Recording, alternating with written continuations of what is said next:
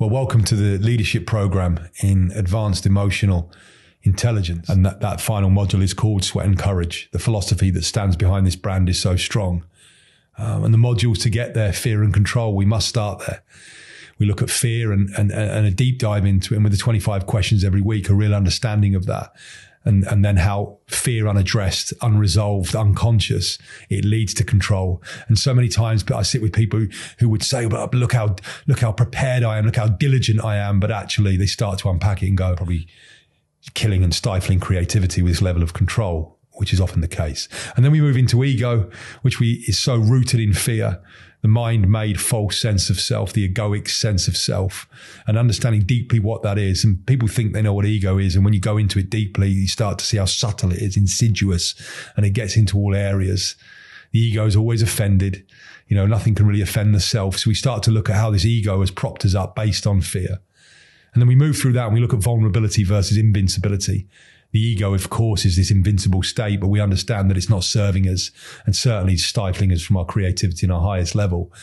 So we then go, okay, well, vulnerability then is potentially the key. And we start to look at Brené Brown's work, which is simply incredible in terms of vulnerability. Vulnerability being the greatest measure of courage. And if courage is where we're looking to get in week 8, we have to start looking at invincibility, vulnerability. It's the opposite of invincibility. Out of vulnerability into shame, toxic shame. And it's a module I added in after 2 years of delivering this course because, you know, until you heal the shame, there's no great shift. And this course is not about knowledge. I would love you to have an internal shift of consciousness. It's where your highest level lies. So toxic shame, we go through that and heal all that, a lot of questions in that area. Into trust and belief. Those first 4 modules really punching holes in all this stuff.